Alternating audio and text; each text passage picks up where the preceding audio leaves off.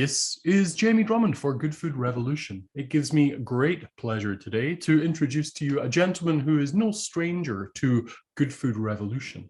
We have Campanian winemaker Marco Giulioli. How are you today, sir?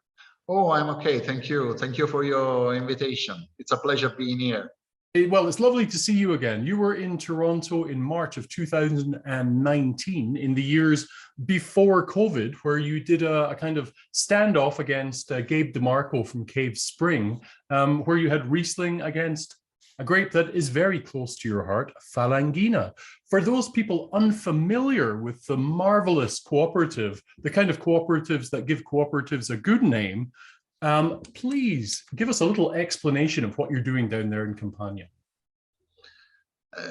In Campania, what we do is basically to produce. We are the biggest producer of Falanghina in the world. Yes. What we do is to produce Falanghina with different kind of styles, but not only Falanghina. We're also talking about Aglianico, Grape, and Fiano. The winery where I work for is called La Guardiense. It's a cooperative. We are talking about 1,000 members, 1,500 hectares. It's the largest cooperative of the Campania region. This winery is basically a winery that is more than 60 years old because it was founded in 1960. But basically, it's still like a baby because in the last 10 years, everything has changed in this cooperative, in this winery. Everything has changed because we have completely made a revolution. Made a revolution from the technical point of view. We made a revolution in the vineyards. We made a revolution in the minds of people going in the direction of the quality, going in the direction of the selection of the best grapes to produce the best wines. So it's not a cooperative because we just put all the grapes together. It's a cooperative because we select the best grapes to produce the best wines that are possible for every single vintage. So the winery has changed a lot. Now, how long have you been with the winery? Now, I'm working in La Guardiense from 2007, so it's been like 15 years up to now. Now, you are a kind of a protege of Riccardo Cottarella, I believe. Yes, I do. Riccardo Cottarella has been my teacher at the university, and even before being my teacher at the university, he's been working with my father and my mother in the wineries in Umbria, where I come from. So I met him when I was a child. I was maybe 6 years old when I met him the first time, and it's been from the beginning a real exciting experience because he was the boss. He was the man that was helping us to change the way of producing wine. And before doing that to me, it was doing that with my father. So my father has completely changed his way of producing wine thanks to Riccardo Cottarella style, thanks to the Riccardo Cottarella techniques of production. So it's so nice to be part of that team. It's so nice to be part of the team that he created, and working in La Guardiense with him is very exciting because it helped me and La Guardiense to grow, always to look for the future, always to do the best practice that are really useful to produce the best wines. For those people perhaps less than familiar with the region of Campania, would you mind giving us a kind of lay of the land and the soil, so to speak?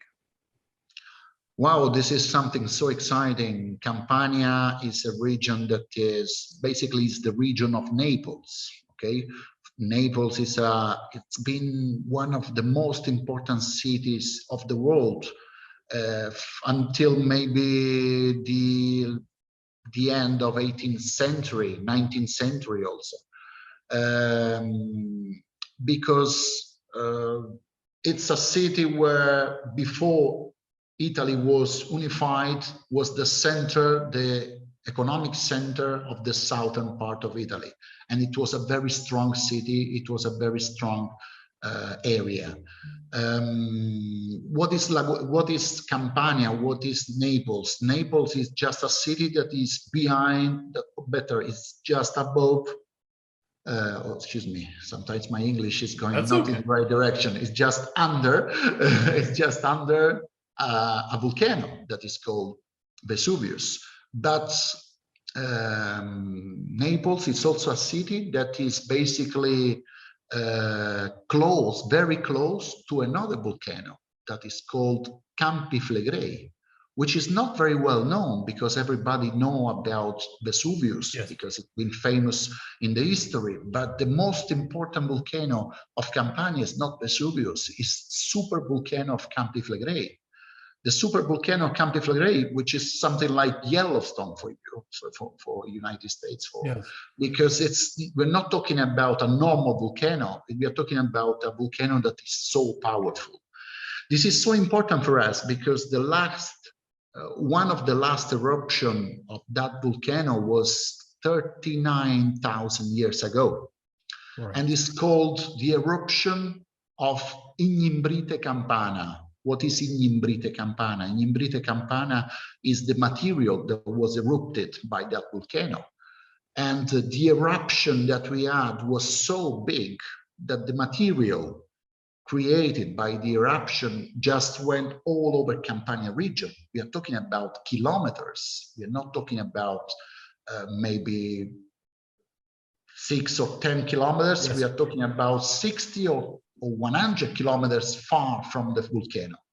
So why is so important talking about this super volcano concerning La Guardiense? Because La Guardiense is not close to the Campi Flegrei. We are 60 kilometers far from the Campi Flegrei. Right. We are 60 kilometers far from Naples. But in all the western area of our valley, we have volcanic soil. We have Ignimbrite Campana. So this is something really important because it's really helping us to have in the same valley, the valley where our river goes, we have different kind of soil, very close one to the other. So we have the western area, which is volcanic soil. We have the area close to the river, which is obviously a more sandy soil that help us to produce a different kind of wine. Yes. And then we have all the hilly area with the soils that we call black soils, because the color of the soil is much darker, and it's a soil with more clay, with more calcareous. So there is a combination of different situation. So in the same valley, with a few meters far one from the other, we have different kind of soils with the same microclimate. This is so important for us. Okay, so basically the first slide that we show you is basically a map, a beautiful map, which is basically a zonation. Zonation, I don't know if this is the right translation in English. Yes, yeah, zonation, yes, yeah, that works. Perfect, yeah. Perfectly. I'm talking about a precise analysis of all the different kind of soil in a very small area. Obviously small comparing to the world, small comparing to Campania, but we are talking about all the Telesina Valley, which is the valley where we produce our grapes. And this zonation is so precise that it's really helping us to produce wines that are coming from different kind of soil. So we are not talking anymore about different kind of management, different variety, different way of managing the vineyards, different kind of vinification, but now we are talking about different kind of soil that really affect the quality of the grapes, the quality of the wines. So this map, which is the first slide I'm going to show you, is basically the map that creates, that really help us to create this zonation. La Guardiense have been doing this terroir mapping, right, to gain a greater understanding of the potential of the valley.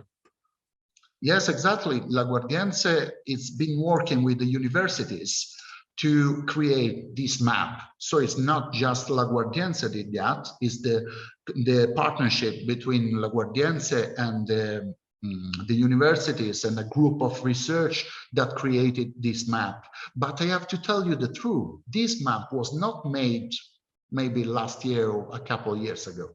This map was made 20 years ago. But the thing is that 20 years ago, La Guardiense created, helping this research group, this map, but was not still ready to manage this potential. Now La Guardiense has decided that it's time to use this potential to create different kind of wine, different style of wines. So it's like a secret treasure in the hidden somewhere. Then you take it out, you use the treasure and you start to produce something different. And so different styles of Falanghina, if we're talking about Falanghina here, can be produced from lots of different small parcels all over the valley. Yeah, you can easily produce different style of Falanghina because you don't really understand. We were not really understanding how important was the soil, because we were using, usually we were doing mix of different kind of soil in the same wine. Now we are doing a separate soil that is going in a separate glass, in a separate bottle. That is, it's going to create wines which are very different one from the other, even if the microclimate is the same. So it's not the climate that is changing the wine, it's the soil. The soil is really changing, even if the vineyards are very close one to the other. So we have, for example, our wine that is coming from a selection of the volcanic soil that has a completely different expression from the wines that is coming from the black soils, what we call terre nere in Italian, black soils. So there are differences that are so important. Then another very important part of the valley that usually is not really connected to the quality, but is more connected to the quantity, is the area close to the river. Now, the area that is close to the river is really important for the quality because it's really helping us to produce sparkling wines made of Falanghina. Oh, yes, yes. You know, that area, specifically that area, it's really helping us to produce sparkling wine because there is a perfect equilibrium between the sugar content that obviously is important, but not so much when you produce a sparkling wine because you need a lower sugar content, and the balance between acidity and pH. If you have a very high acidity and a very low pH, you produce a wine, a basic wine for sparkling wine that is very, very fresh, very acid, maybe too much. But if you have the right equilibrium between the acidity and the pH, the basic wine that you're going to use for your sparkling is not gonna be too fresh. It's gonna be perfectly at the right point. And that area, the soils that are coming from the river, they're really helping us to produce the spumante basic wines. So the spumante base wines, excuse me. No, I understand. I understand. Okay. And so different kind of soil, different kind of wines. This is what La Guardiense is now doing, and this is the real focus that it's important for us. Now, you also produce Aglianico, Greco, and Fiano. What percentage of your production is your flagship grape, Falanghina? Now, the percentage of our production of Falanghina is around 35, maybe even 40%. So it's a very large percentage. We are talking about an important number.